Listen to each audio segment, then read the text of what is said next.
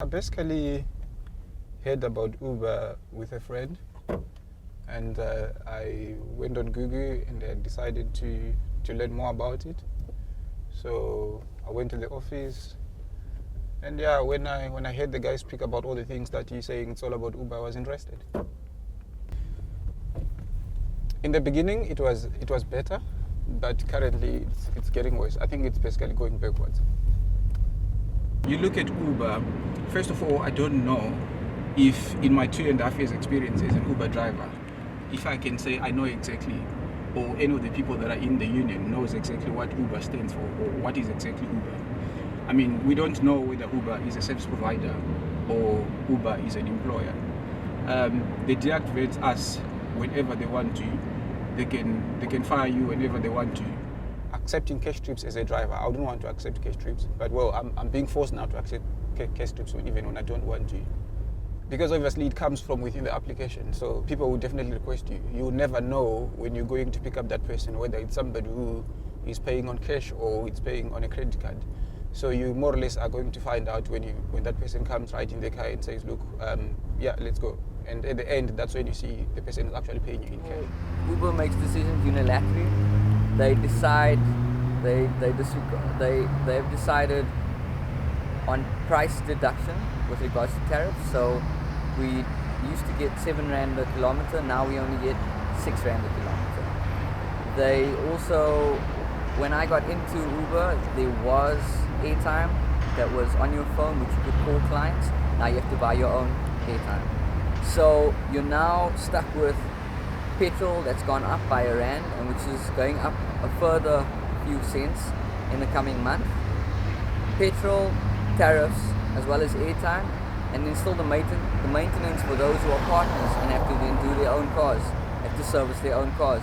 So those are just a few, and then obviously the cashless system.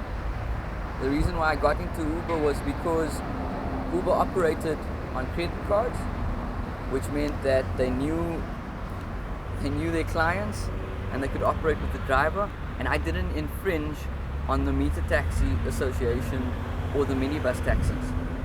Right now, they're putting our lives in jeopardy because we are actually taking cash. So that means we don't have a designated route as well, so we can be anywhere at any time, which is great. But with the cashless system, that means if we're in a territory that we're not supposed to be in, according to whichever association territory we are in, things might happen to us. I had a request from McDonald's in Kloof. I'm sure you know where McDonald's, just on top of Longtree there. So you know for a fact that there is a number of cars there, traditional taxi guys who will be standing there waiting for people, the same people that are in that same McDonald's. So those guys have been waiting there for about, well, I would say 5 hours, no work. And then I got a ride from right within somebody who was eating there. And I drove into the parking. And remember, I'm driving into the parking where there is a lot of taxi transport that are waiting for the same people that I'm picking up. And the guy said, you're not going to have a ride here. And I said, no, I'm being requested by someone that I need to pick up. The guy said, please drive out of this park. You're not going to pick up anyone. Because he saw that, he actually came next to the window. He saw that I'm on a trip request. So the guy asked me to leave. I said, I'm not going to leave until I pick up my person. So the guy said, look, you're going to have to leave now. I said, I'm not. Then he pulled out a file. I mean, eventually I had to cancel the trip and leave. We approached Tatawu because Uber did not want to have a conversation with the interim committee, which arranged the strike, it was on a strike a couple of weeks ago. And because Uber did not want to discuss it with us, we decided that we needed to perhaps affiliate ourselves with the trade union. First of all, I'd like Uber to come and talk to us, for them to not just make decisions, but to actually have a panel for us to discuss what is going to happen when, and not just, we've changed the rules on this, or we're introducing a new policy and we want you to come and discuss it with us, but we're still going ahead with it anyway. So also we want the tariff to be raised, and we want to know how many cars Uber has on the road. At first, when I started Uber, there was very few cars on the system. And obviously nowadays, we can only assume it's more than 4,000 cars now.